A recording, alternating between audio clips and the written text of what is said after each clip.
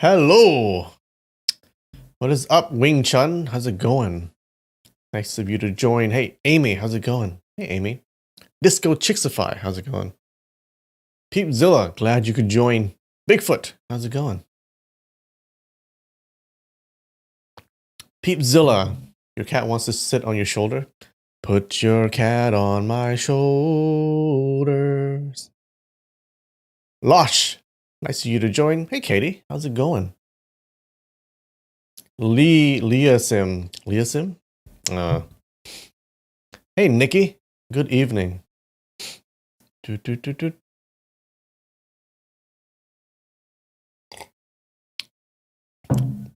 Mars Kira. How's it going, Mars Kira? Okay. So I just switched phone companies, right? You know, I used to have Verizon. And Verizon is like, it's supposed to be the best phone company, I guess, purportedly. Like it has the most coverage nationwide. But I always had a problem with it.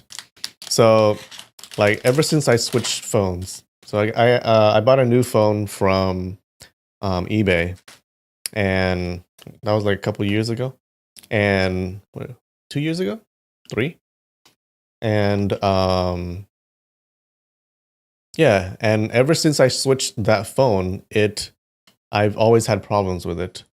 So I never, so like it's hard to make phone calls and texts. So like my text would be super delayed. So if someone sent me a text, it would be like, it would be random, right? It could come immediately or it could come like hours later. I've always had that problem, okay? And then for calls, sometimes I can't make any calls. It's just random, right? Yeah, which is a problem because like if you ever have two-factor authentication, it's really hard to do that when when the code that they send you comes like hours later. So yeah, so I call them up and asked them what's going on, and like they always gave me back the answer that, oh, it's your phone. There's something wrong with your phone. You got to reset it. You got to do all this stuff. Yeah, but I always thought that no, it wasn't my phone. Like there must have been something wrong with the switch up. When I switched to a new phone, I don't know, like my phone number or my account or whatever it is like there's something wrong in the background. Yeah. So I always thought that, but they always said, oh, it was my phone. Yeah, and I've always had spotty service too. Like, yeah, the data when you're going outside would not be stable. So, yeah, so I've had to deal with that with my phone for a long time. And then I just switched companies. Okay, just like yesterday. And you know what? Everything's fine. I can get calls. I can make calls. I can get texts immediately. Okay, and my data is super stable. So I was right. Fuck you, Verizon. You're wrong. Telling me that it's my phone. It's not. It's you. It's your service. What the hell?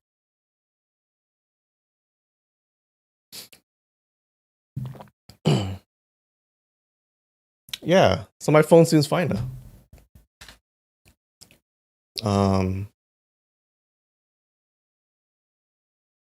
I knew it. Okay.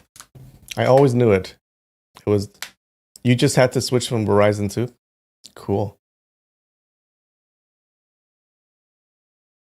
Like I made like multiple calls with Verizon, like many calls. Anyways, it's fine now. Screw Verizon.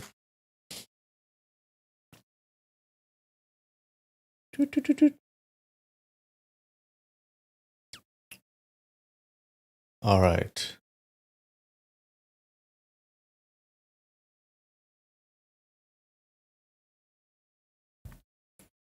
All right, do we do Africa? Africa quiz.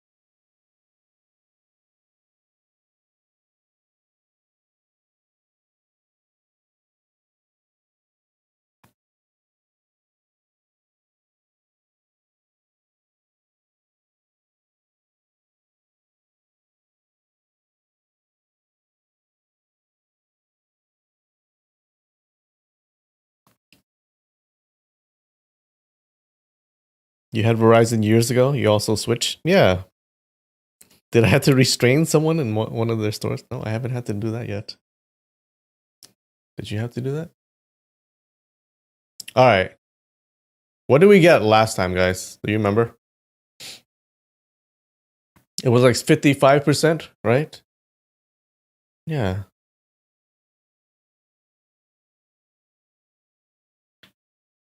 You've always had Verizon, now you live in the place. Yeah, well, Verizon is supposed to have the best coverage. Yeah, but I figured like, yeah, it's always super expensive too. So I figured like I live in a big city, so I don't really need like a lot of coverage, right? It's a big city, so probably like everyone has good coverage in big cities. So yeah, I just switched to Google Fi,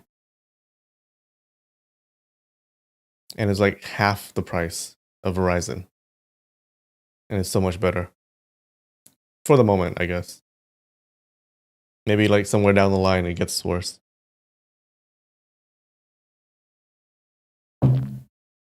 All right. Did we get like 55% last time? Let's go. Let's shoot for the moon, guys. Let's shoot for 56%. Let's do it. We can do it. We can do it.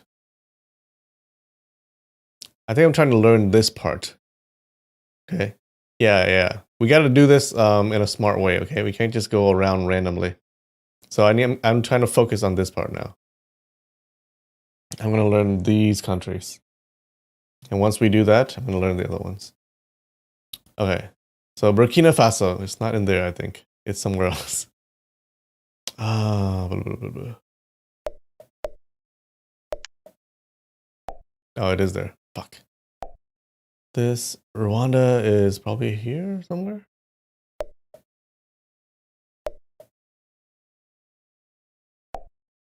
Okay. Ghana. Probably somewhere here. Okay, I know this is Gambia and this is Senegal. Okay. Central African Republic. Cote d'Ivoire is here or here? Fuck. Morocco, Comoros. That's an island, right? Algeria is here. Benin. Benin. Here. Oh, so good. Tanzania.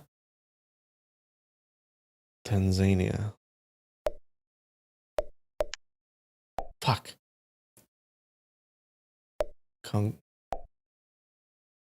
Djibouti. Gabon is somewhere here, I think. Here.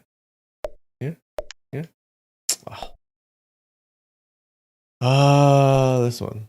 Okay. Egypt. No, that. Botswana, somewhere down here. Gambia. There you go. Guinea.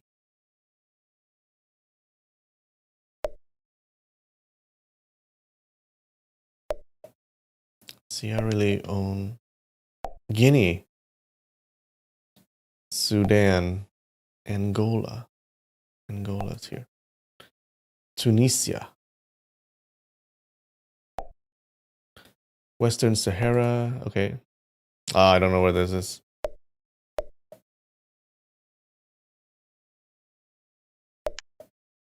Oof. Oh, Senegal. Okay. Lesotho is in the middle of South Africa. Kenya.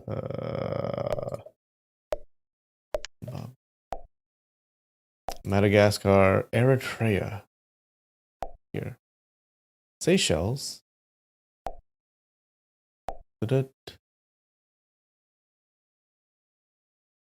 Libya.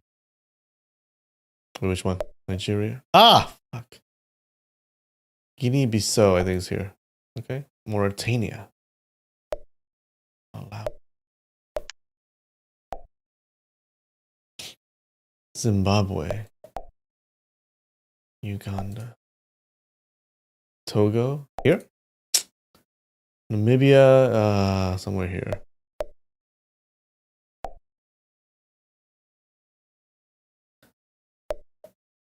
Ah, shit, that's South Sudan. Liberia? Liberia? Oh. Niger. Oh, God. This is Chad, right? This is Mali? Okay. Sierra Leone, Somalia. Ah! I knew that too. Fuck. Cameroon.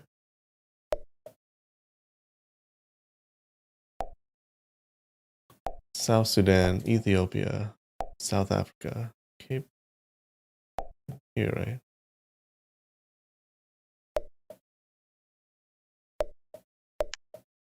Oh.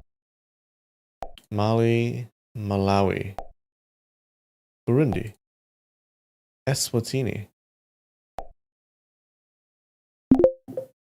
Oh! Okay. 57.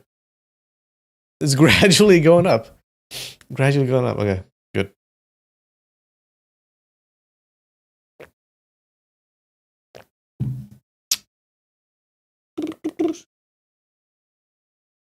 What do I pay each month for my cell phone service? So I pay for the whole family of 4.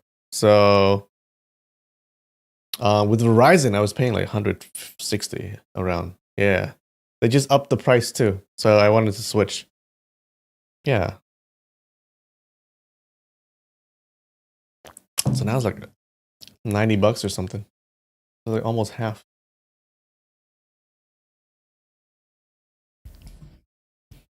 Okay.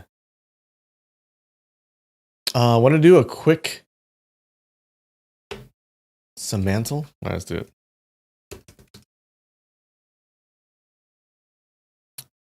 Hey, remember how to play this? Puzzle. And airplane. Ooh, sky? Train. Africa.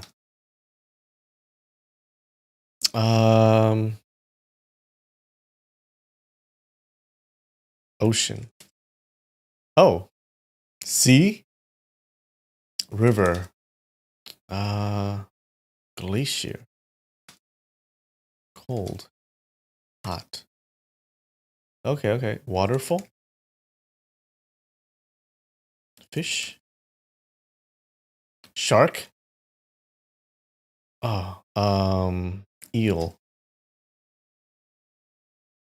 Octopus. Fish, ocean. All right, what's related to fish and ocean? Seaweed. Okay, okay. Fishing, boat, ship,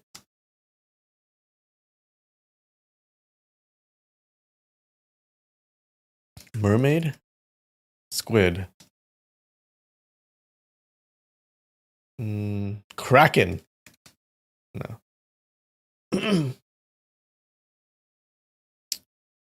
Ocean, whale,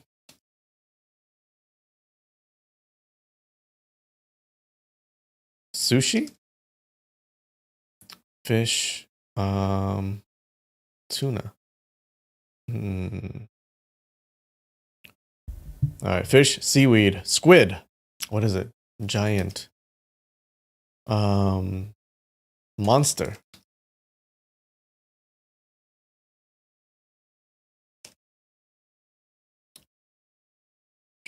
Migrate.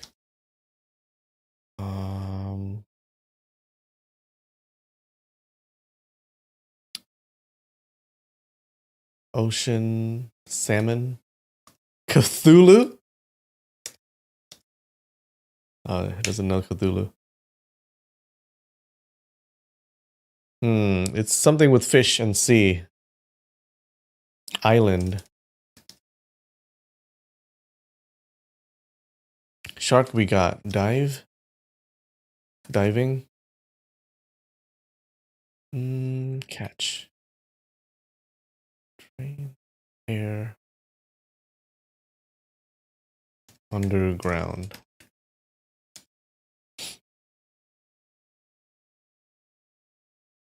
It's water, right?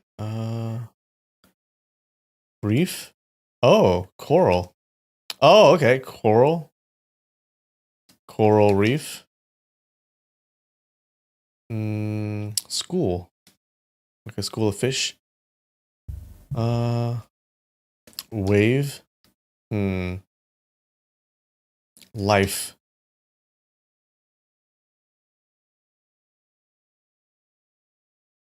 Coral. Come on, guy. Submarine. That's good. Missile. Like a nuclear missile. Getting closer. No, I think we've.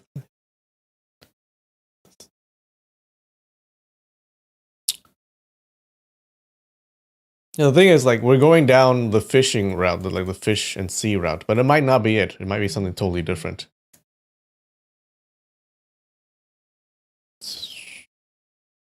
I think we did boat, right?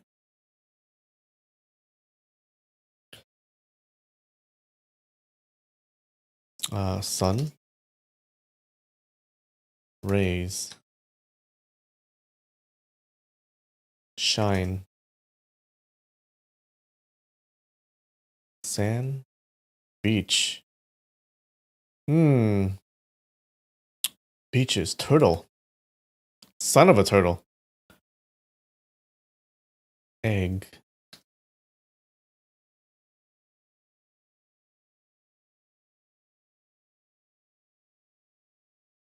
What's in the ocean? Hook.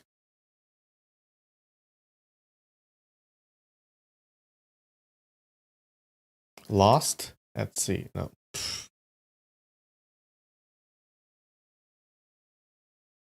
Fungus. Oh! Who said that? Peepzilla. Fungus. Mushroom? Fungus. So close.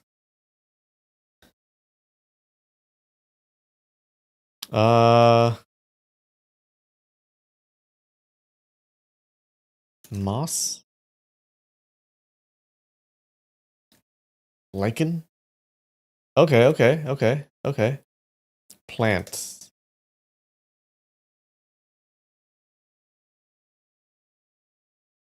Plankton. Oh, so close.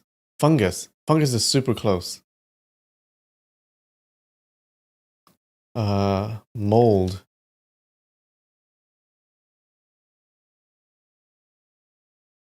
Mycelium? Very close. Oh, it's something like that. Tree. Nope.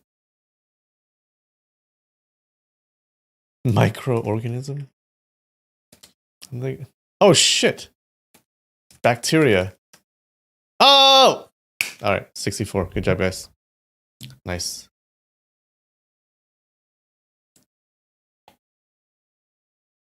That was a mighty good guess. Fungus. Peepzilla. Good job.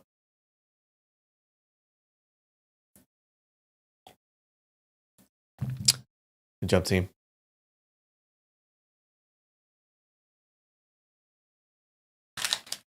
All right. Snack today. You guys know what this is? These are hella good. If they are what I think they are.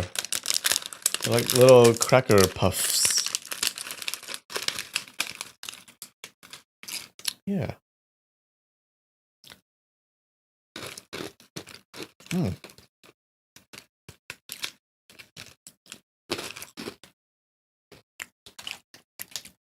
These are a solid 7.5 out of 10.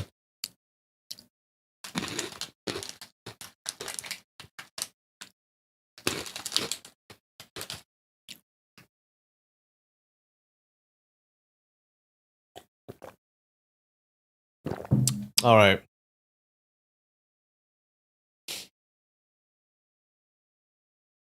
What happened last week?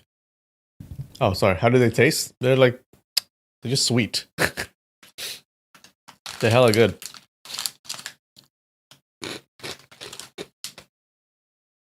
They're just sweet crackers.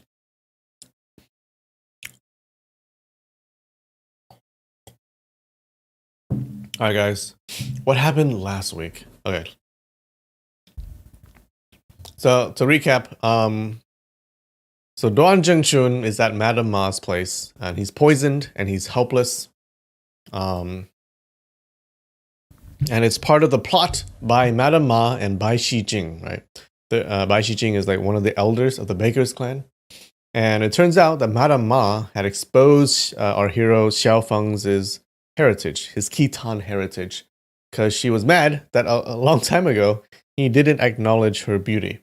Like they were at a party, and she was just standing there looking beautiful, and everyone was looking at her. All the guys were looking at her, but Xiao Feng did not notice her. Okay, I think he looked at her, but he didn't really notice her. So she got mad, and she did all of this stuff because of that. So now she's trying to kill Duan Zhengchun because he wouldn't bring her back to Dali to be his main girl, right? So Bai Xijing, the elder of the Beggars clan, he goes to kill Duan Zhengchun, but this dark figure enters the house. And he's acting like it's Madame Ma's husband, back from the dead. And then this dark figure, we don't know who he is. He kills Bai Xijing and he exits the room. He goes away. Xiao Feng runs after the figure, who obviously has high-level martial arts. But after chasing him for a while, the figure tells Xiao Feng to stop chasing, and then he stops out of respect. So he goes and gets a drink. He goes to get some wine. Then he goes back to Madame Ma's place. Now, when he gets back there, everyone is gone. They're all gone, except for Madame Ma, who's on the ground. She's all bloody. And we find out that it turns out that Aju's younger sister, had slashed her entire body with a knife, just out of spite. Now she's no longer a beauty like before. So Xiao Feng asks her, he sees that she's about to die, so he wants to ask her who the leader of that expedition was that killed his parents. So he asks her, and Madame Ma tells him to hold her first. She wants him to hold her first. She wants acknowledgement, okay? And then she would tell him. So he does so, reluctantly. And as he's doing that, freaking Azi, she comes back, and she tells Madame Ma that she's ugly, and then gives her a mirror, okay? And then Madame Ma looks at the mirror, sees how ugly she is now. She's all bloody and stuff. And she dies. She looks at the mirror, sees her reflection, and then she dies. Now Xiao Feng gets super mad at how Azi ruined everything. Then he runs off, and then Azi chases after him. And that's where we left off. Yeah. Azi is gonna be trouble.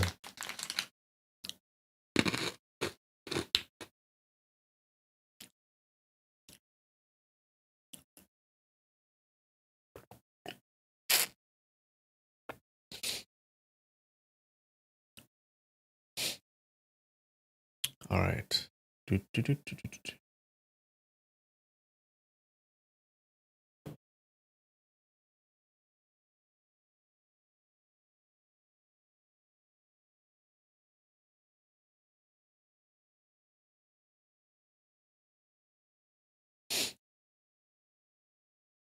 All right, we're at chapter 25. Hey, we're halfway through the book, guys. Halfway.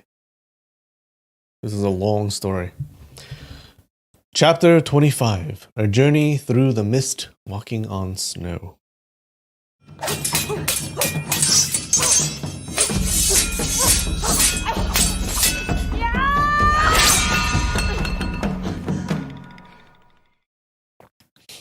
All right, remember, Xiao Feng is running away, and then Azi is chasing after him. Xiao Feng traveled over 10 li and saw a small temple by the roadside. He entered the hall, leaned against the wall, and napped for over 4 hours. His exhaustion gone, he continued heading north.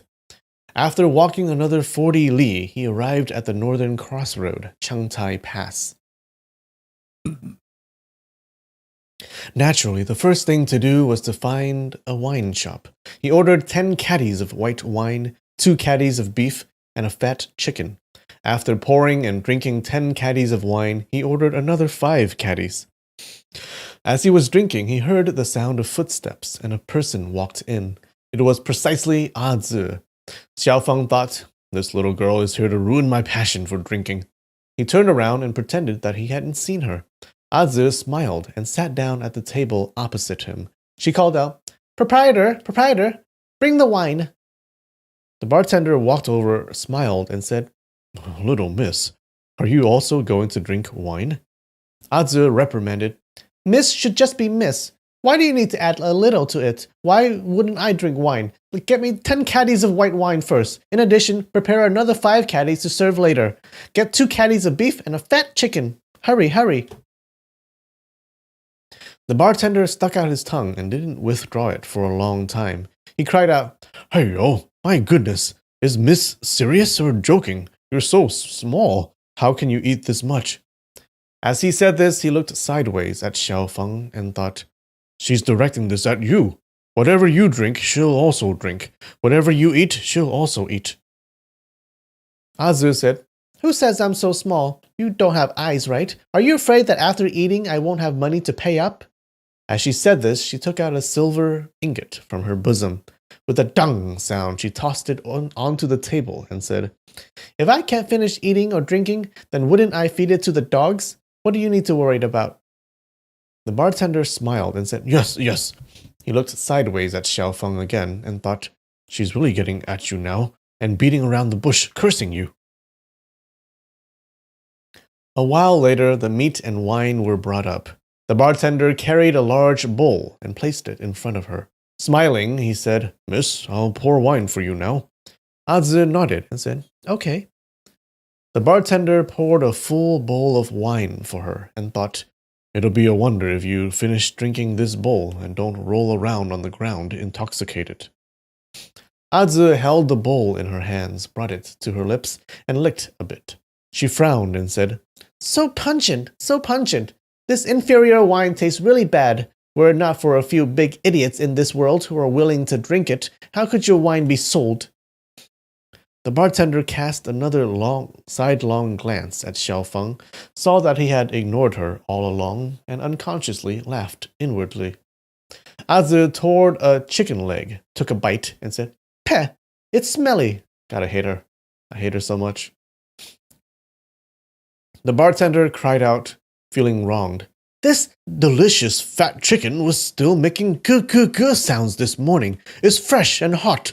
How can it be smelly? Ah Zi said, Maybe it's because your body's smelly, or else the other customers in your shop is smelly. Snowflakes were drifting outside. There was no one traveling on the road, and Xiaofeng and she were the only 2 customers in the shop. The bartender smiled and said, It's my body that's smelly. Of course, it's my body that's smelly. Miss, you should take care when you speak. Don't accidentally offend another gentleman.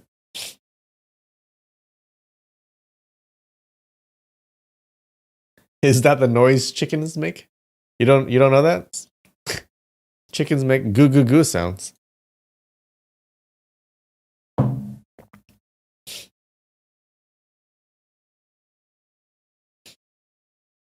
Ah Zi said, What? If I offend someone else, could he beat me to death with one palm? As she said this, she picked up her chopsticks and held a piece of beef. She took a bite, didn't even chew it, and spit it out. She cried out, Aiyo, this beef is sour. It's not beef, but human flesh. You people sell human flesh. What an evil shop. What an evil shop. The bartender panicked and said hurriedly, Aiyo, miss, be charitable and don't stir up trouble. This is fresh yellow beef. How can you say it's human flesh? How can human flesh have such a rough texture? How can it have such a splendid red color? Wait, how does he know what human flesh would look like cooked? Ah Zi said, Okay, so you know the texture and color of human flesh? Oh, okay. I'm asking you, how many people have your shop killed? The bartender smiled and said, Miss, you really like to joke around. Changtai Pass is such a large city in Munyang Prefecture, and we're a 60-year-old shop. Where's the reasoning of killing people and selling human flesh? Azu said, Fine, even if it's not human flesh, it's still smelly, and only a fool would eat it. Aiyo, my boots have gotten so dirty from the snowy ground. Saying this, she snatched a large piece of delicious simmer-fried beef from the plate and wiped it on her left boot. The outer layer of the boot had originally been splashed with mud. After the wiping, half the mud was removed while beef grease was smeared on, making the surface shine like a mirror. Upon seeing her use the beef that had been diligently cooked by the great chef to wipe her boot, the bartender felt his heart ache greatly. He stood to the side and sighed continuously. Azu asked, Why are you sighing? The bartender said, This shop's simmer-fried beef has always been considered the best in the town of Shanghai. If it's mentioned to anyone within 100 li, he'll give a thumbs up and swallow his saliva with goo-goo-goo sounds. Yet Miss uses it to wipe her leather boot. This... Azu glared at him and asked, This what? The bartender said, It seems too much of a grievance. Azu said, Are you saying it's a grievance for my boot? Beef comes from cattle, and leather boots also come from cattle, so it can't be considered a grievance. Hey, what other specialty dishes does your shop have? Name a few of them. The bartender said, Naturally, there are specialty dishes, but the prices aren't so cheap. Azu took out a silver ingot from her bosom, threw it on the table with a tang sound, and asked, Is this enough? The bartender saw that this silver ingot weighed 5 taels, which was enough to buy 2 entire tables worth of food and wine. He smiled hurriedly and said, It's enough. Excuse me. How could it not be enough? The shop's specialty dishes include carp cooked in wine, sliced white lamb, pork marinated in soybean paste. Azu said, Very good. Give me 3 portions of each kind. The bartender said, If Miss wants to try the flavors, I think 1 portion of each kind is enough. Azu said calmly, I said I want 3 portions, so it's 3 portions. Is it any of your business? The bartender said, Yes. He called out, lengthening his words, 3 portions of carp cooked in wine, 3 portions of sliced white lamb. Xiaofeng watched from the side, knowing that this little girl was clearly stirring up trouble for the bartender when she was actually making fun of him.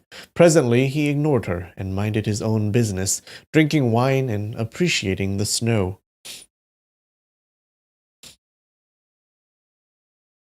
A while later, the sliced white lamb was brought up. Azu said, Leave 1 portion here, bring 1 portion over to that gentleman, and place 1 portion on that table.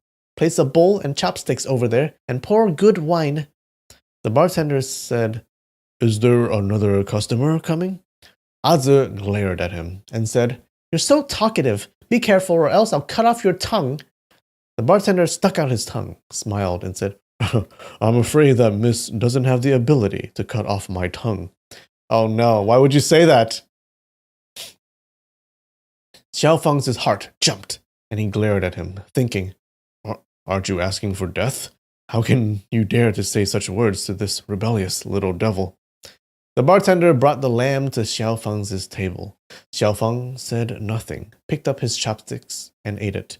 A while later, the carp cooked in wine and pork marinated in soybean sauce were brought up in succession. There were still 3 portions, 1 for Xiaofeng, 1 for Azu, and 1 was placed on another table. Xiaofeng refused nothing and ate them one after another. Azu only took 1 bite of each portion and said, It's smelly and only fit for pigs and dogs to eat. She snatched the lamb, carp, and pork to wipe her boots. Although the bartender's heart ached, he couldn't do anything. Xiaofeng gazed outside the window and thought, This little devil is seriously hateful. Now that she's following me around, there will be no end of trouble. Aju entrusted me to take care of her, but this ghost spirit can take care of herself just fine, and I definitely don't need to worry about her. I should just avoid her. Out of sight, out of mind. As he was thinking, a person in the distance suddenly walked over on the snowy ground. It was midwinter in the 12th month, but this person only wore a garment of yellow hemp cloth, as if he didn't feel the frigid cold at all. In a moment he was nearby, and it could be seen that he was about 40 years old, with shining yellow hoops hanging from his ears. He had a lion-like nose and a broad mouth. His appearance was rather vicious and strange, and clearly he wasn't from the Central Plains.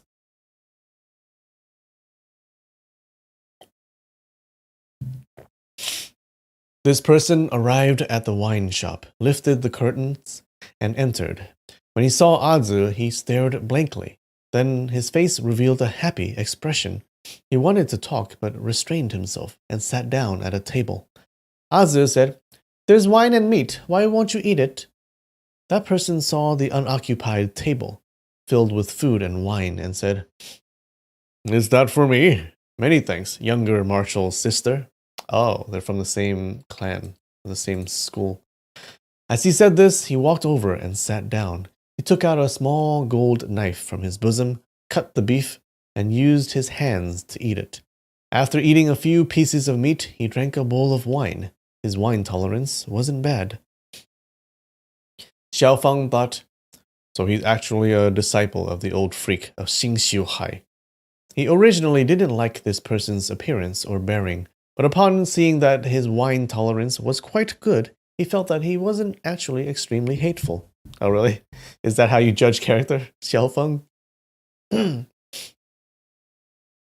Upon seeing that he had finished drinking the wine, Azu said to the bartender, "Bring this wine over and give it to that gentleman." As she said this, she dipped her hands into the bowl of wine in front of her. She stirred a little and washed off the meat grease on her hands, then pushed forward the bowl of wine. The bartender thought, "Can this wine still be drunk?" Azu saw his hesitation and noticed that he hadn't picked up the bowl of wine. She urged, "Hurry up and bring it over. He's waiting for his wine." The bartender smiled and said, "Miss, you're at it again.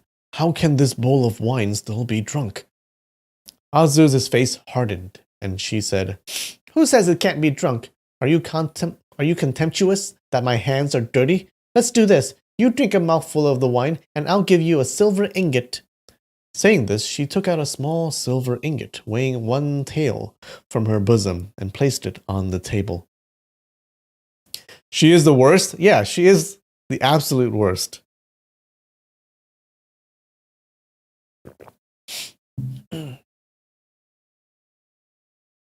The bartender was delighted and said, "It's great to get a tael of silver for drinking a mouthful of wine, to say nothing of Miss merely washing her hands. Even if it's water in which Miss washes her feet, I'll still drink it."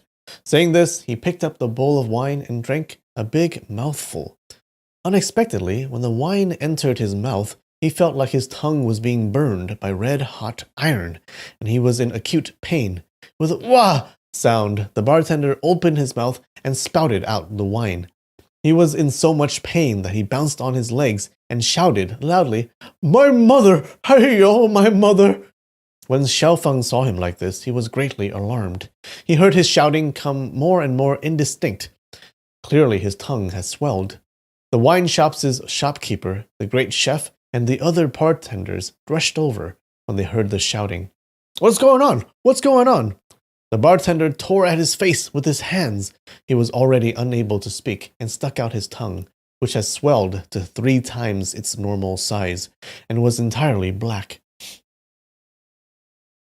Xiaofeng was alarmed again and thought, "He's been acutely poisoned." This little devil soaked her fingers in the wine for a moment, poisoning the bowl of wine so terribly.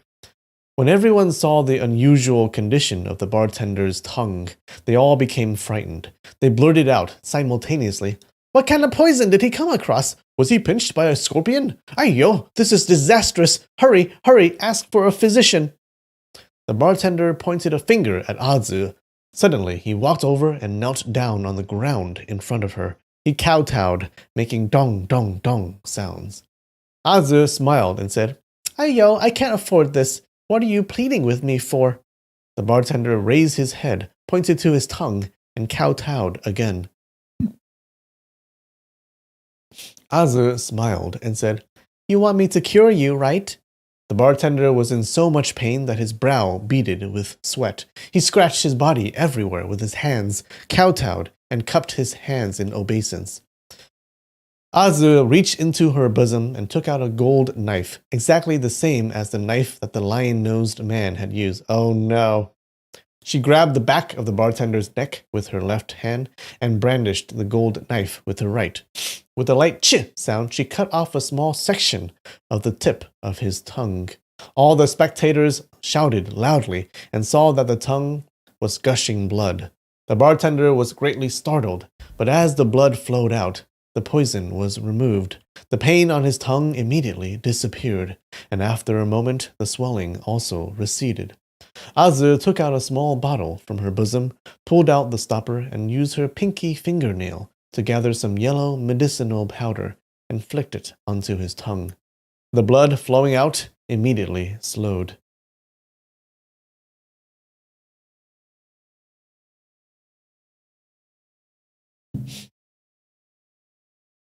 She a straight gangster?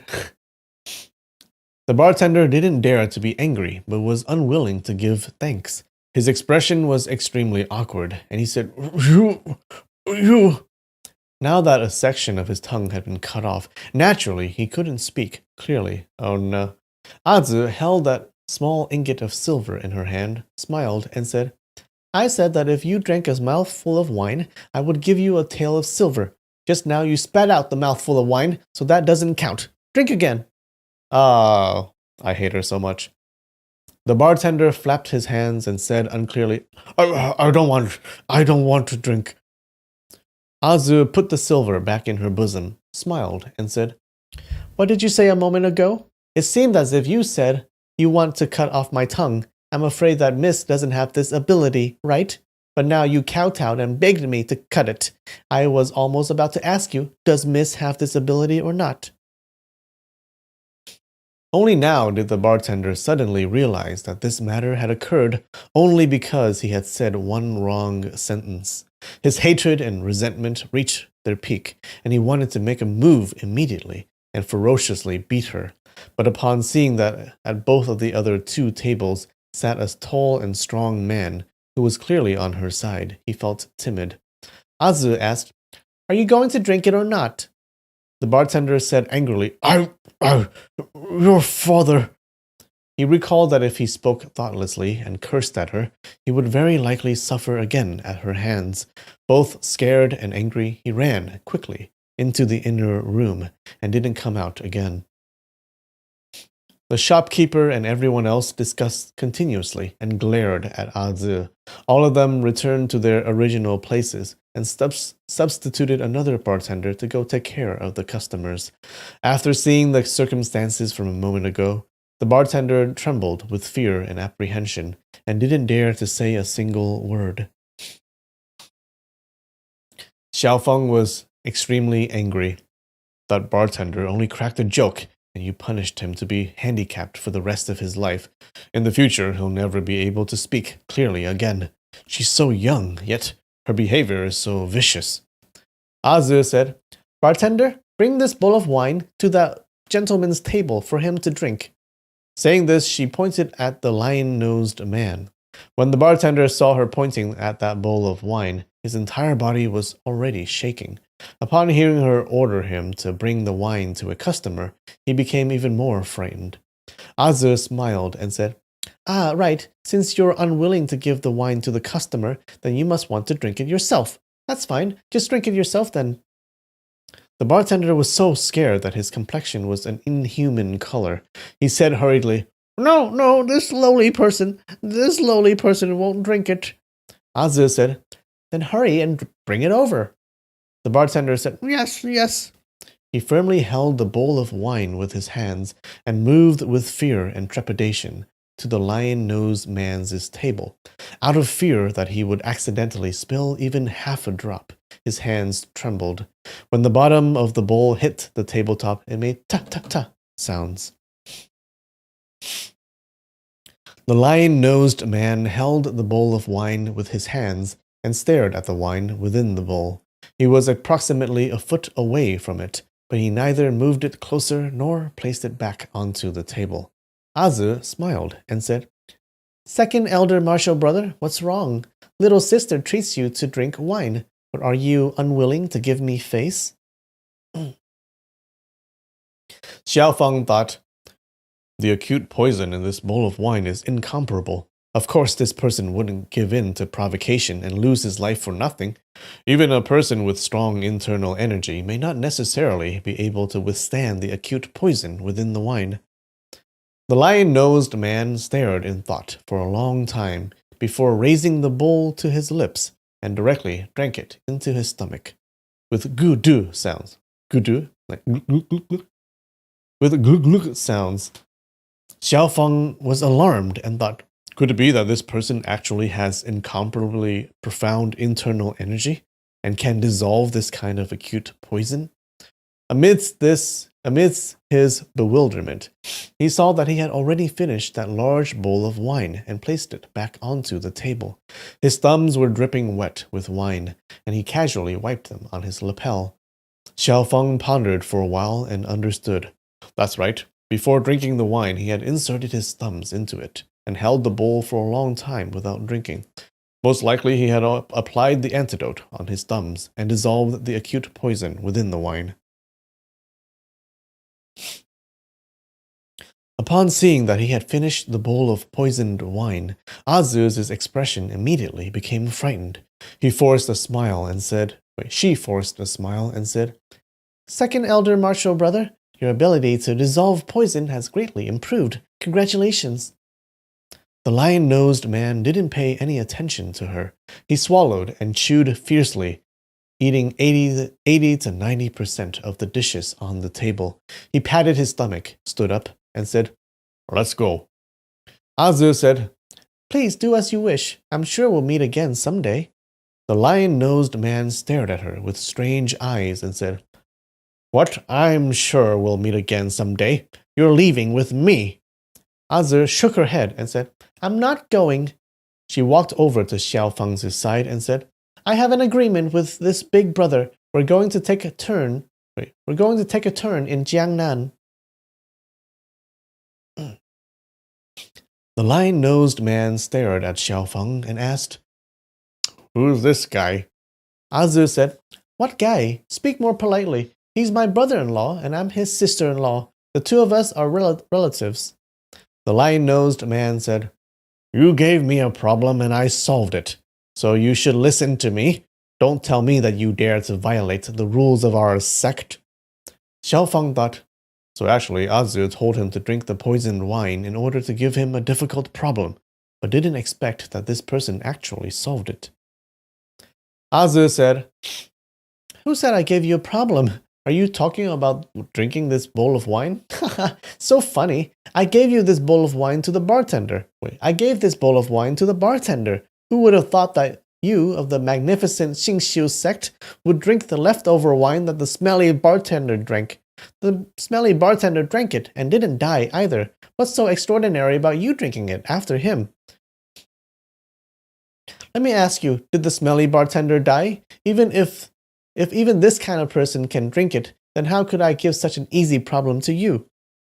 These words were plausible but misleading, and it wasn't easy to refute either. The lion-nosed man restrained his anger and said, "Master has commanded me to take you back. Are you going to disobey Master's command?" Azu smiled and said, "Master dotes on me the most. Second elder martial brother, please go back and report to Master that I met my brother-in-law along the way and will go to Jiangnan with him to have fun. I'll buy Master some fun, ancient jewels and then return." The lion-nosed man shook his head and said, "That won't do. You took Master's..." When he said this, he looked askance at Xiao Feng, seemingly afraid of divulging a secret. He paused and then said, "Master is thundering with anger and wants you to quickly return." Azu pleaded, "Second elder martial brother, I'm fully aware that Master is furious and forcing me to return. Isn't he intentionally going to make me suffer? The next time Master punishes you, I won't plead for leniency for you. These words seemed to emotionally move the lion-nosed man. He became hesitant immediately and recalled that the old freak of Xingxiu rather doted on her and really took into consideration her words. He whispered, "Since you insist on not returning, then give that thing to me. I'll bring it back to Master so that I have something to account for. His anger will also subside a little." Azu said, "What are you talking about? What thing? I don't know anything." The lion-nosed man's face sunk, and he said, "Younger Marshall's sister, I won't make a move to offend you. Remember our friendship under the same sect. You should differentiate between good and bad." Azu smiled and said, "Of course I can differentiate between good and bad. You kept me company and ate food and drank wine, which is good. You want to force me to return to Master, which is bad." The lion-nosed man said, "What will you choose? If you don't hand over that thing, then go back with me." Azu said, "I'm not going back, and I don't know what you're talking about.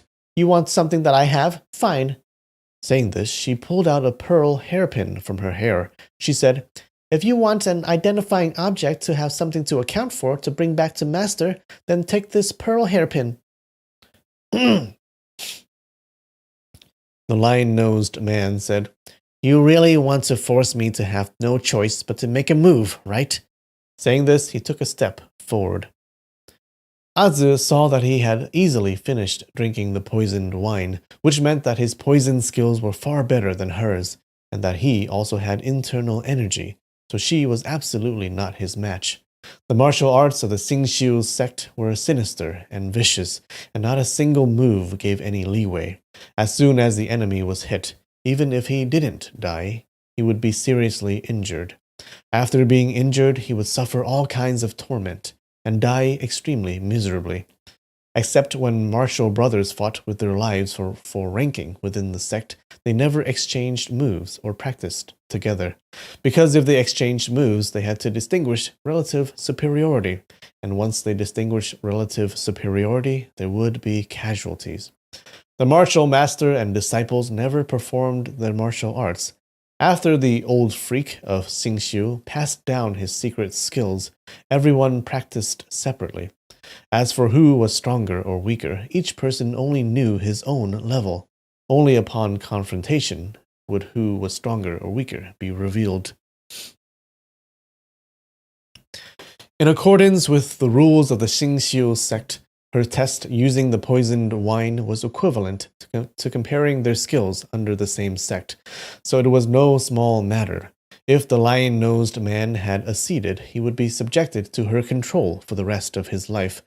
Now that he had drank the poisoned wine into his stomach without the slightest hesitation, unless Azu had another way to turn the tide, she would have to obediently listen to him, or else she would be killed immediately. Upon seeing that the situation was urgent, she pulled on Xiaofang's sleeve with her left hand and shouted, "Brother-in-law, he's going to kill me!" Brother-in-law, yet another brother-in-law, yet another brother-in-law. Hearing this, his heart palpitated, and he remembered Aju's dying words of entrustment. He wanted to make a move to send the lion-nosed man away, but upon taking a glance at the pool of blood on the ground, he thought of Azu's vicious handling of that bartender. It would be good to let her suffer a little and receive some discipline, so he gazed out the window and ignored her. The lion-nosed man didn't want to kill Azu just like that. He only wanted to show how formidable he was and make her afraid so that she would obediently return with him. Presently, he extended his right hand and grabbed Xiaofeng's left wrist. Xiaofeng saw his right shoulder move slightly and knew that he would make a move against himself. But he took no notice of it and allowed him to grab his wrist. When the skin of his wrist came into contact with his palm, he felt extremely hot and knew that his opponent's palm had accumulated acute poison. He transferred vital breath and above his wrist, smiled and said, "How about it? You want to drink a bowl of wine with me, right?" He extended his right hand, poured 2 large bowls of wine, and said, "Please." The lion-nosed man continuously transferred his internal energy, yet he saw that Xiao Feng was cool and collected, as if he hadn't felt anything at all.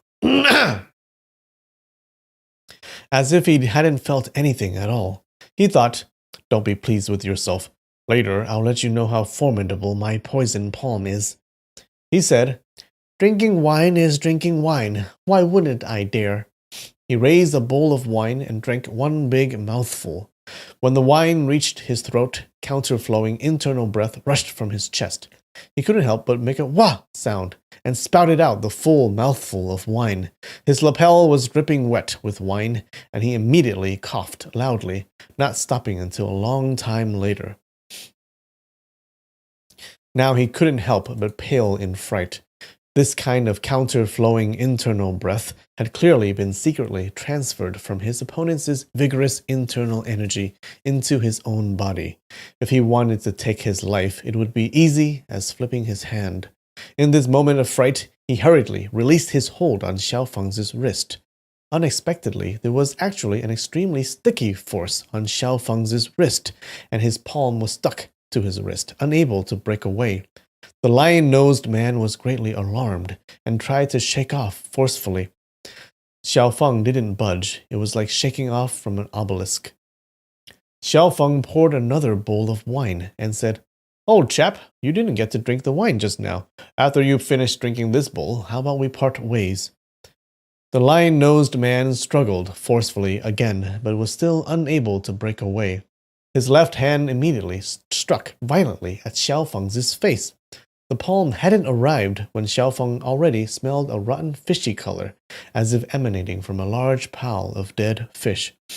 Presently, he struck out his right hand and lightly pushed. The lion-nosed man had used his full strength in his palm. When his palm arrived midway, it actually became crooked, but he was unable to retract it. Fully aware that his opponent had already made his palm crooked, he still involuntarily struck down and heavily hit his own right shoulder.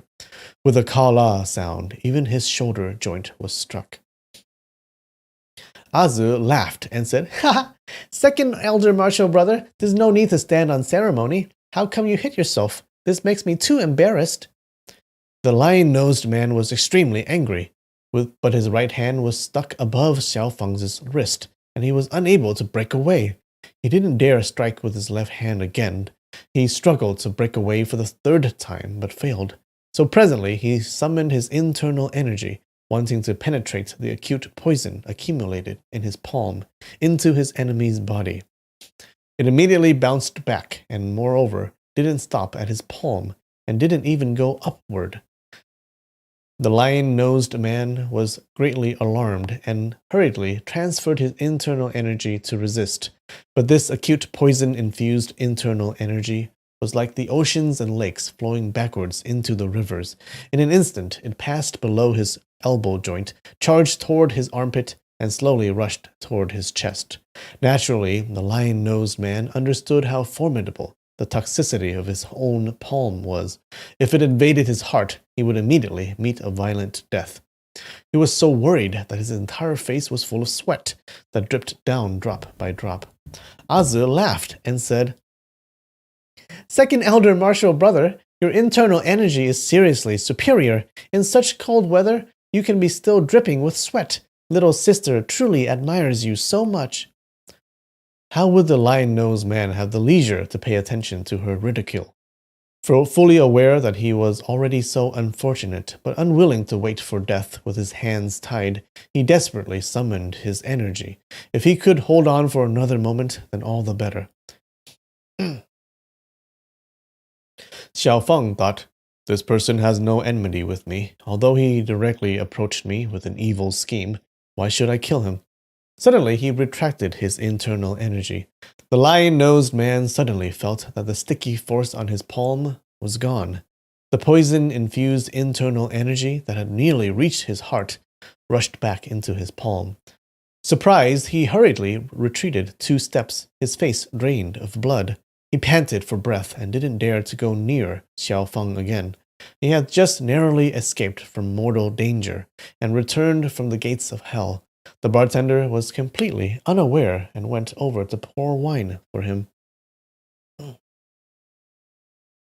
Alright.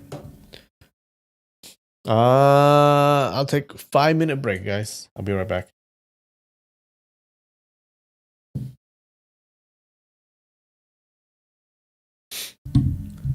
And we're back. Alright. So Xiaofeng and this lion-nosed man just had a confrontation. And the lion-nosed man lost, of course. So now the bartender was unaware that this is happening. So he goes over to pour wine for him. The lion-nosed man raised his palm and struck him in the face. With an "ah" sound, the bartender collapsed, face up. The lion-nosed man rushed out the door and swiftly ran southwest. Only high-pitched whistling sound could be heard from a distance. The bartender made a sound, then ran away. Xiaofeng looked at the bartender and saw that his face had become completely black and that he had instantly met a violent death. Oh, he died? Oh, that was unnecessary. What the fuck? He couldn't help but become extremely angry and said, "This guy is so abominable. I spared his life, yet how could he make a move to harm someone else instead?" He pressed down on the table and wanted to chase after him. Azu said, Brother-in-law, sit down. I want to talk to you." If Azu painstakingly called him by "Hey, Chief Chow" or "Big Brother Chow," he definitely wouldn't pay any attention. But when she called him brother-in-law twice, he immediately thought of Aju, and his heart ached. "What?" he asked. Bartender picked the wrong day to come into work? True. Oh. A respectful bell for the bartender?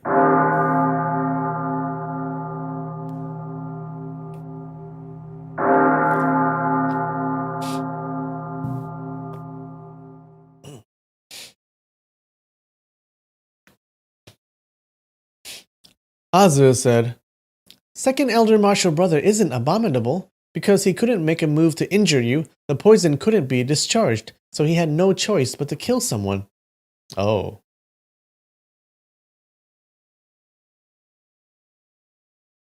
Xiaofeng knew that among the martial arts of unorthodox sects was the discharging poison technique.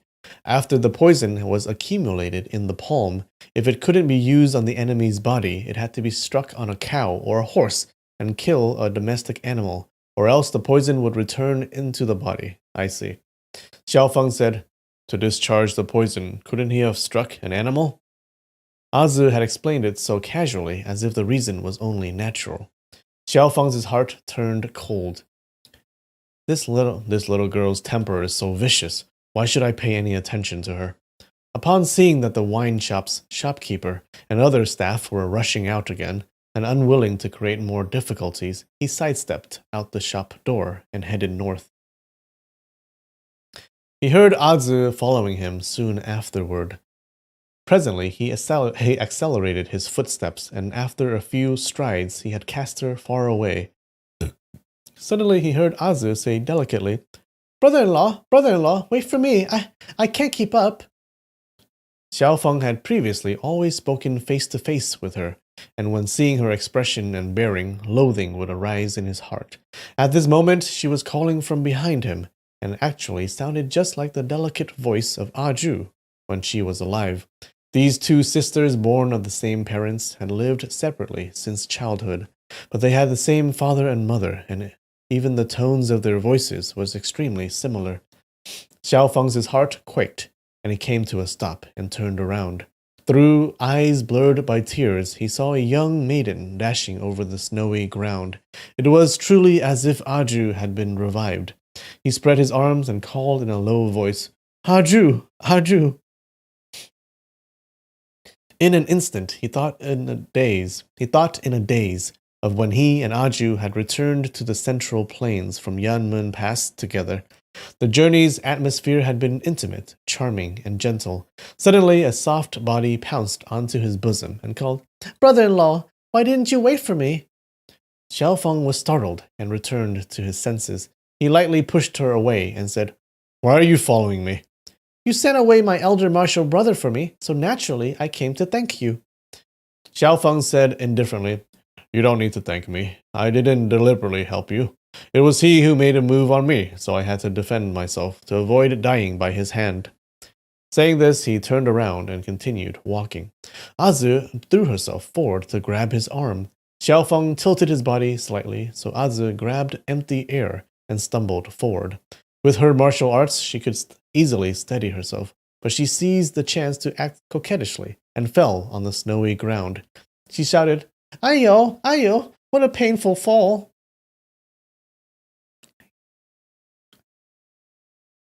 Ayya.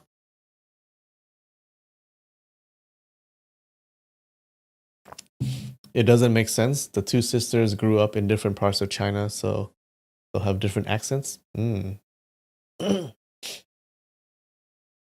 Xiaofeng was fully aware that she was pretending, but upon hearing her delicate voice, the image of Aju flooded his mind, and he couldn't help but sense a moist fragrance. At once, he turned around and pulled her up by grabbing the back of her neck, only to see Azu laughing delicately. She said, "Brother-in-law, my older sister told you to take care of me. Why aren't you obeying her? I'm a little girl, alone and helpless. So many people want to bully me, yet you take no notice of it." She said these words in a lovely and pitiful manner. Xiaofeng was fully aware that she was faking 90% of it, but his heart still softened. He said, "What's so good about following me? I'm not in a good mood, so I won't talk with you. If you commit outrages, I'll discipline you." Azu said, "If you're not in a good mood, I can relieve your melancholy. So wouldn't your mood slowly improve? When you drink wine, I'll pour it for you. When you change your clothes, I'll mend and wash them for you. If my conduct is wrong and you're willing to discipline me, then there really isn't anything better than that. Ever since childhood, my father and mother didn't want me, and no one disciplined me, so I don't understand anything." Saying this, the rims of her eyes became red. Xiaofeng thought, the two sisters are both talented in acting. True.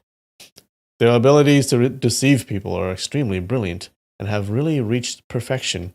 Fortunately, I've long since known of her vicious conduct and definitely won't be fooled by her. What conspiracy is behind her determination to follow me? Did her martial master send her to harm me? His heart shivered with cold. Could it be that my great enemy is connected to the old freak of Xingxiu? Or could it even be the man himself? But then he had second thoughts. Xiaofeng is a magnificent man, so how can he be afraid of a little girl's stealthy, evil schemes? It would be better to beat her at her own game and allow her to come along with me. I'll watch out for any sly tricks she has up her sleeve. Perhaps I can even find out some information about how to seek my revenge from her. He said, "Since it's like this, you can come along with me. Let's make it clear first that if you injure or kill any more innocent people, I won't spare you." Azu stuck out her tongue and said, "What if other people try to harm me first? What if the person I injure or kill is bad?" Xiaofeng thought, this little girl is so cunning. If she makes a move and injures someone, she'll use dishonest rhetoric and say that it was the other person who made a move first. If it was clearly a good person, then she'll say she made a mistake. He said, "Don't bother with people regardless of whether they're good or bad. Since you're traveling with me, naturally no one will harm you. In short, you're not allowed to fight with other people." Azu said happily, "Okay, I definitely won't fight. You can take care of everything." Immediately afterwards, she sighed and said, You're merely my brother-in-law, yet you discipline me so strictly. If my older sister was still alive and had married you, she'd still be disciplined to death by you." Xiaofeng's anger arose, and he was about to loudly berate her, but sadness followed. He saw a spark of cunning flash in Azu's eyes. He thought, why is she so pleased with herself after I said those words? He couldn't figure it out at the time, so he chose to take no notice of it and strode onward. After walking a few li, he suddenly thought, "Aiyo, most likely she has a great enemy who wants to make things difficult for her, so she wants to trick me into protecting her. Actually, regardless of whether she's right or wrong, even if I hadn't said anything, as long as she's with me, I definitely won't let her suffer." After they walked several more li, Azu said, "Brother-in-law, I'll sing a tune for you to hear, all right?" Xiaofeng made up his mind. No matter what idea she comes up with, I won't allow it. The more I interact with her, the more advantageous it is for her. He said, "No." Azu pouted and said, "You're so imperious. I'll tell you a joke then, all right?" "No." "I'll give you a riddle to guess, all right?" "No." "Then tell me a joke, all right?" "No." "Sing a tune for me?" "No." She asked 17 or 18 things in a row, but Xiaofeng didn't even think before flatly rejecting them. I won't play the flute for you then, all right?" Xiaofeng still said no. As soon as the word came out of his mouth, he realized he'd been fooled. Her question had been, "I won't play the flute for you," and he had said no, which meant he wanted her to play the flute. Since the word had already come out of his mouth, he paid no more attention to it. He thought, "If you want to play the flute, then play."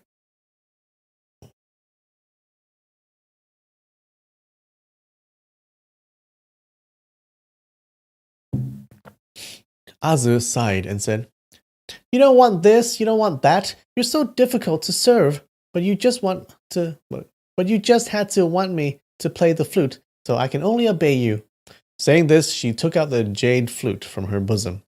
This jade flute was strangely short, only about 7 inches long, and was pure white, sparkling, and lovely. Azu placed it on her lips and lightly blew into it. A sharp whistling sound came out. Originally, the sound of the flute should be clear and loud, but the sound emitted by this white jade flute was extremely sad and shrill, completely lacking in a cheerful melody. During this time, Xiaofeng's heart changed slightly. He already knew her reason and sneered inwardly. "Right, so you've actually planned with comrades? An ambush is lying nearby to attack me. How could Xiaofeng fear you gangs of rogues? I shouldn't be careless, that's all." He knew that the martial arts of the old freak of Xingxiu's sect were extremely insidious. If he was negligent, he would be plotted against. He heard the sound of Azu's flute getting higher, getting lower, like the killing of a pig and the weeping of a ghost.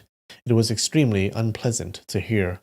Such a lively and beautiful girl, holding such a sparkling and lovely jade flute, actually blew out such a sad and shrill sound.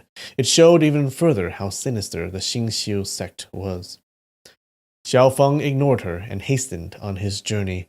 Before long, he climbed a long mountain ridge. The mountain road was narrow and could only fit one person. He thought, if an enemy were to lay in ambush, this would definitely be the place. Sure enough, after he had made only one turn in the mountain ridge, he saw 4 people blocking the path in front of him. All 4 wore garments of yellow hemp cloth, their apparel and adornment exactly the same as the lion-nosed man he had met in the wine shop. The 4 people couldn't stand side by side, so they were lined up one in front of the other. Each person held a long steel rod. 7 inch is not short. 7 inches is a good size.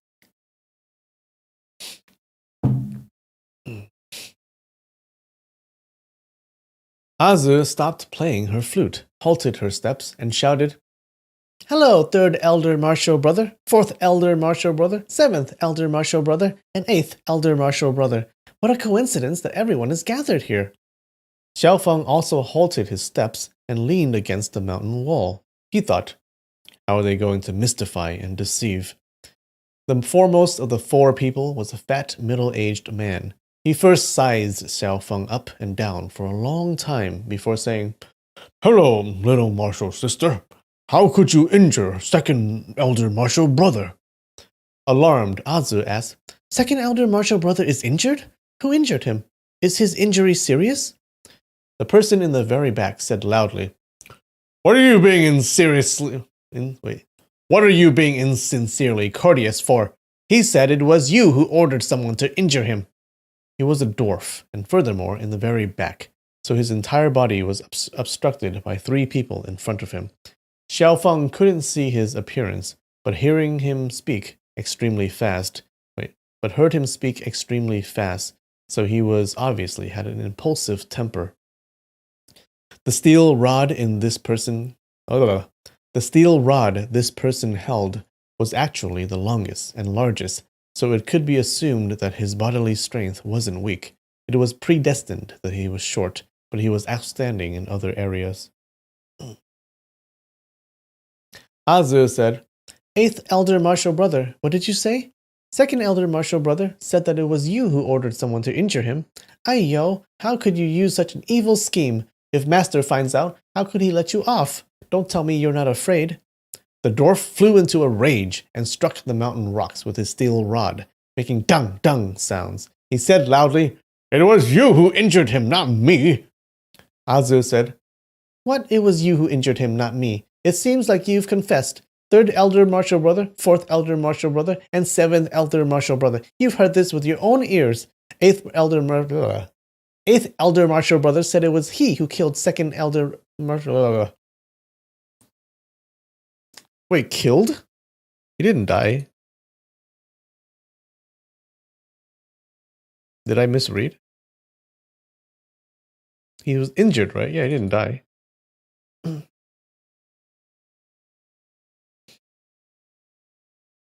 8th Elder Martial Brother said it was he who killed 2nd Elder Martial Brother, right? He must have used the 3 hidden centipede claws to kill 2nd Elder Martial Brother. The dwarfs shouted, "Who said the 2nd Elder Martial Brother is dead? He's not dead, and his injury wasn't from the 3 hidden centipede claws." Azu interrupted. "It wasn't the 3 hidden centipede claws?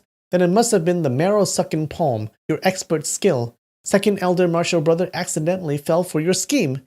You're too ferocious." The dwarf stamped with fury and said angrily, "3rd Elder Martial Brother, hurry and make a move.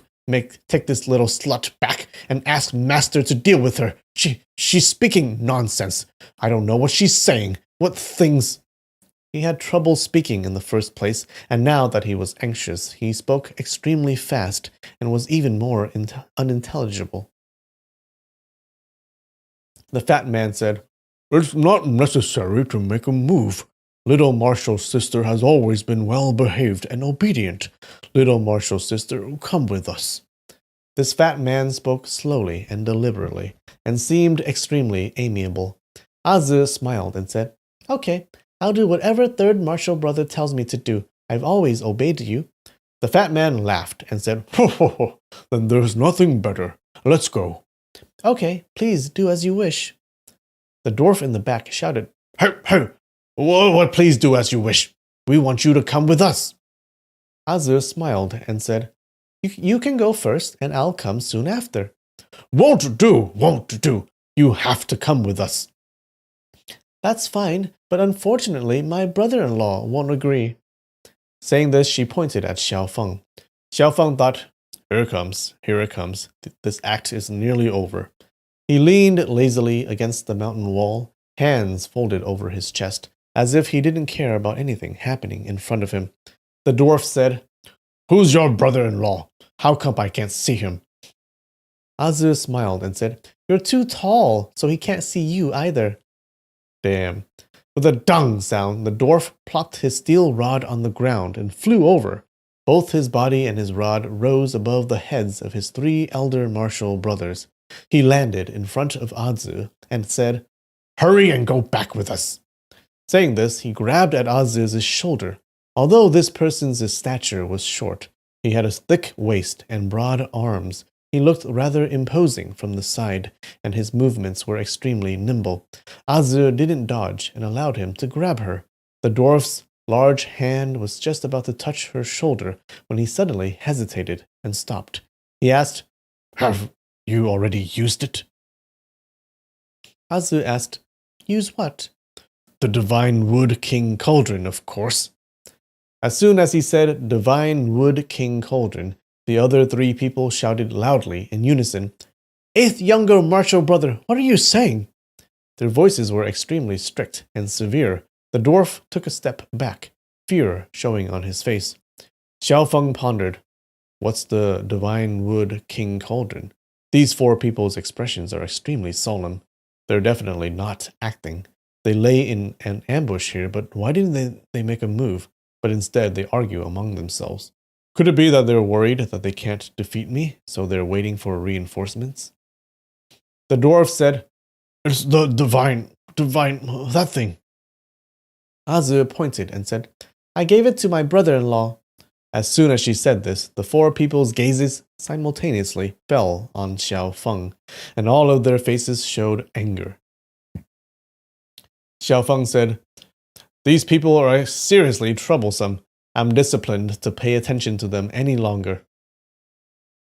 He stood up straight, slowly, suddenly spread his arms and legs and leaped up over the four people's heads, vertically flying past them. This was both marvelous and rapid. The four people neither saw him running before leaping, nor bending his knees. Their vision had blurred, and the wind rustled above their heads when Xiao Feng was already behind the four people. The four shouted loudly and gave chase soon after, but in an instant Xiao Feng was already tens of feet away. Suddenly, with a fierce "hoo" sound, a heavy weapon was thrown at his back. Xiao Feng didn't need to turn his head to know that someone had thrown a steel rod at him. He stretched his left hand behind his back and caught the rod. The four people shouted loudly and angrily, and another 2 steel rods landed in his hand. The weight was already 160 or 70 caddies, but Xiao Feng didn't slow down in the slightest. With a "hoo" sound, another steel rod was thrown at him. The sound of this steel rod flying was the loudest, so obviously it was the heaviest and probably thrown by the dwarf. Xiao Feng thought, These barbarians can't tell good from bad. I must show them what's formidable. As he heard the steel rod flying toward the back of his head, at a distance of no more than 2 feet away, he stretched his left hand behind his back and lightly caught it again. It was already extremely difficult for the enemy to dodge and avoid the four people's steel rods. It was expected that out of the 4 rods, 1 or 2 would definitely hit him. Otherwise, how could they rashly dispose of their weapons? But how could they have known that Xiao Feng would catch one after another, like they were nothing? Everyone was both alarmed and angry, and hurriedly rushed over while shouting loudly. They just threw away their weapons. Xiao Feng let them chase him for a while, and then suddenly halted his steps. The 4 people were running spontaneously, and had trouble slowing down. They nearly collided into his body and stopped hastily, panting for breath. Judging from how they hurled their steel rods and ran, Xiao Feng had already estimated that the martial arts of the 4 people were only average. He smiled slightly and asked, What might be the reason behind all of you chasing me? The dwarf said, Who are you? Your martial arts are very formidable.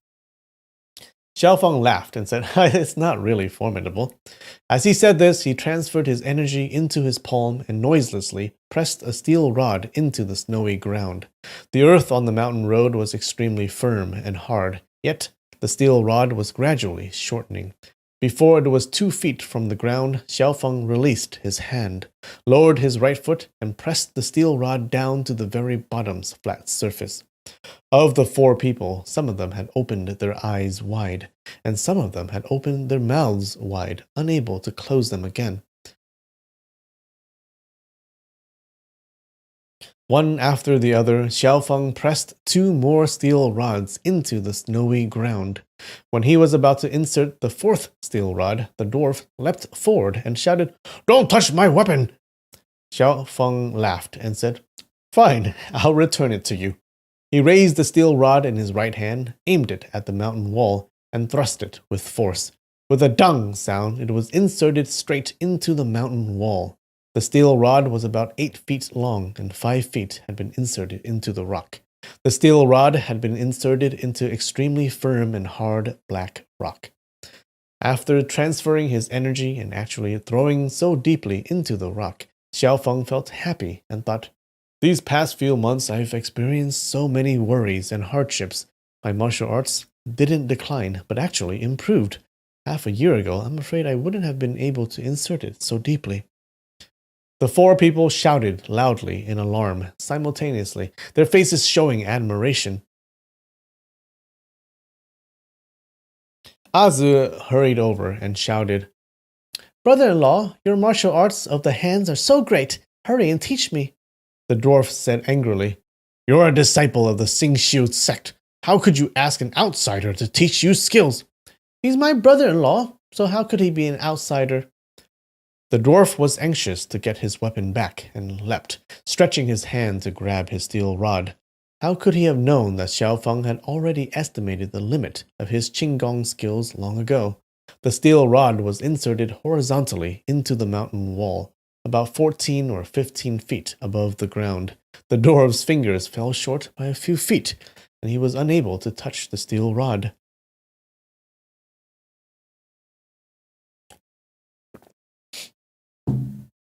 Oh, damn, he's a dwarf. He's too short. Azu clapped and laughed and said, "You can pull out your weapon. I'll go with you to meet Master. Otherwise, you don't even need to think about it."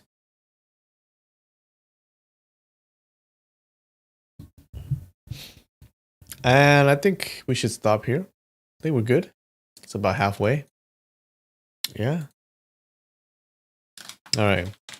Did you guys like that chapter?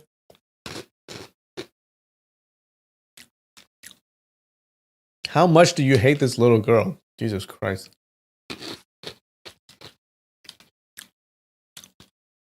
She's a terrible person.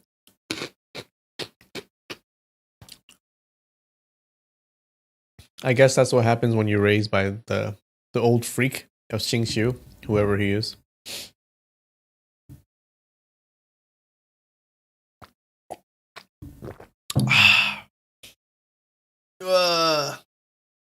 She's such a little monster. Oh god. True. She's gonna cause trouble in the future. I just know it. I just know it. Alright guys. Oh, I think we're done.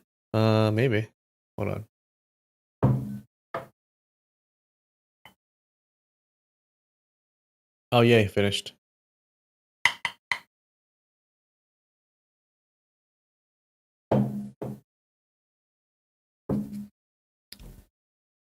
Alright guys. Cheers.